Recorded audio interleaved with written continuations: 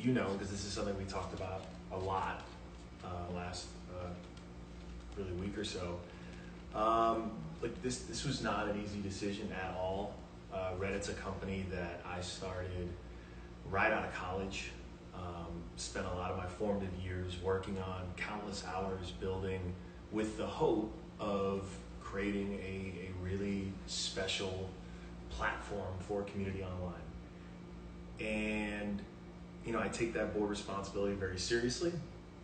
And upon reflecting on the state of where our country is right now, I thought about what I could do beyond a social media post, beyond a donation, but really lead. And in a way, maybe counterintuitively, lead by stepping down from the board position of a major tech company to make way for, like I asked, a black candidate, because we need diversity at the highest levels of business now more than ever.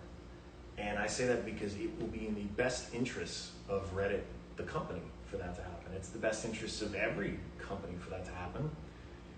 And we're talking about so many things now, and we're starting to see slowly some progress around change in our in various systems of our government, of our justice system. But business should be no exception. I think the tech industry is long overdue for that.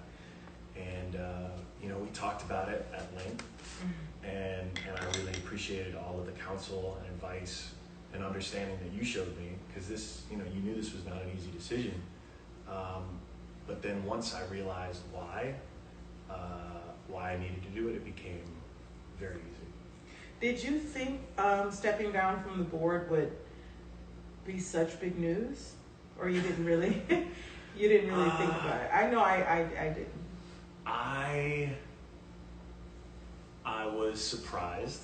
I was floored to get so many notes, whether it was from current employees, past employees, random people, you know, just across the board, so many just strangers, even business leaders, all saying the same thing. To see the response was shocking. I mean, frankly, just when I start feeling a little cocky about my career as now a venture capitalist, but as a business person, you know, I'm still reminded who I have the privilege of being married to, and so in many ways, Which is me. Yes, that was my wife, for those of you who maybe don't know. And it puts in perspective the work that I do, which I take great pride in, but that I know still doesn't reach or affect as many people as you have and will continue to do. And part of that is all the things that you represent and all the things that you have done and overcome. And it makes me very proud and also humble to think, I was shocked by the surprise. It was literally the first time in my life I or Reddit were ever trending on Twitter.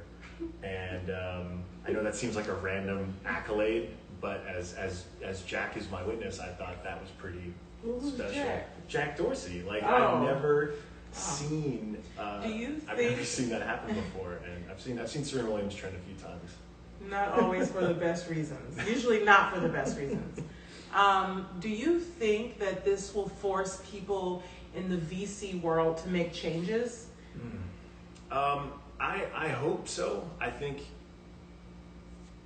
let's look at all of business too, not even just VC or not even just tech, but all of business. But VC in particular, because the disparity, you know, it's as a VC that is not many people of color or women that are getting funding for businesses. That's right. So do you think that world in particular to start, because, you know, I'm always about start small and then grow, but that's just my method. But I was wondering, do you think that this particular business needs to take a stand? I think it will be in the best business interests of every industry, including and especially venture capital and tech, to do this, because part of my job is seeing these trends emerge, and I really, I really believe we all know this change is overdue, and I really believe that it is coming and will continue. The drumbeat will get louder, and as people, regular people, realize how much influence they have. I mean, whether it's a private company or a public company, the amount of impact you can have on it just by calling, just by emailing, whether it's, like all parts of their business have to respond to the market. And if the market is saying you need to change, they actually will. So you see the tech world and the VC world differently or together?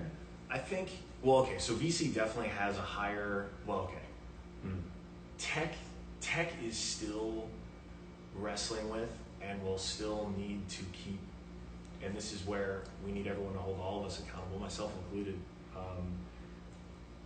I think tech is just starting to realize the responsibility it has in our country, in our society. When we look just from a business standpoint at the market cap of the largest tech companies in the United States, it's massive. That dollar amount translates in influence. And so in the same way we think of holding our politicians accountable, we should be thinking about holding our mega corporations accountable.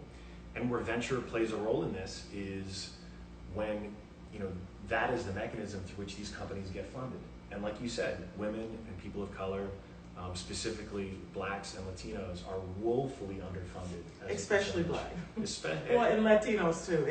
It's shocking. And I actually have a company, it's called Serena Ventures, and the reason I started Serena Ventures was because I literally didn't see anyone that looked like me in this world.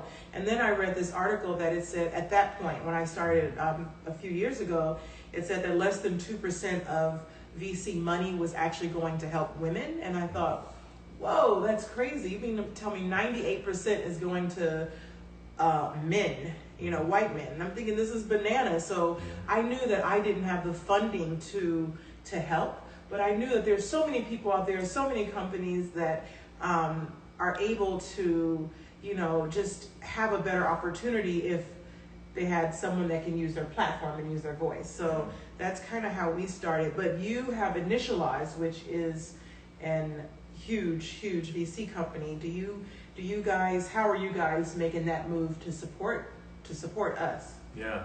Well, the conversation started probably last week at a new level around the venture community, because this is something that I think rarely venture firms talk about, which is the distribution of their funding to founders of color, even breaking down those statistics.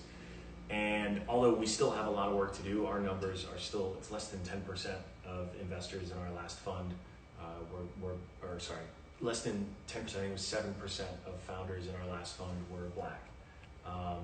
For a population that's like 12, 13, 14% of the country, give or take, that's terrible. That needs to be better.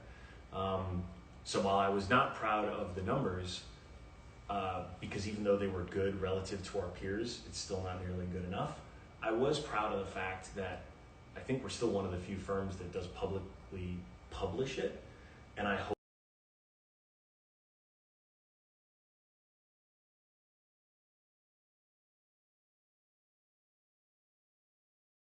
found come from all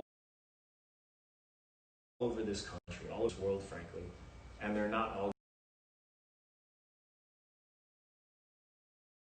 who tend to look like me. Tech, thus far, they're overwhelmingly male, and that's because of the broken system. And I think where I cannot stress enough of people on social media or wherever they are actually we took criticism for not having a higher percentage. We're not happy about it. We're disappointed.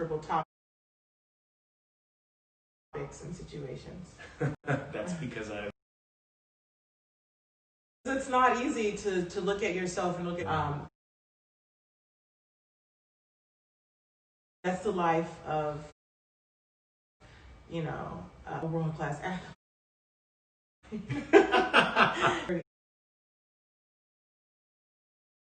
Interesting for you to publicly Saturday, but to publicly